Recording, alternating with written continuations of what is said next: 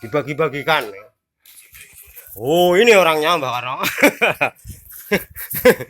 Nah, ini Pak Udin. Saya kasih lagi Pak Udin. Nah, ini obat Pak Udin. Nah, ini Pak Udin. Pak Udin ini dari Swaduk ya. Ini bengkel Pak Daryanto nih. Wah, ini saya kasih apa itu? Jantung pisang pipit nih. Wah, itu untuk membuat ya obat. Nah, bila dimasak ini akan menghasilkan akan membuat darah tinggi ya. Orang yang punya darah tinggi akan menjadi stabil dengan jarak lama ya. Inilah ya, jadi kita itu harus bagi-bagi sama orang lain.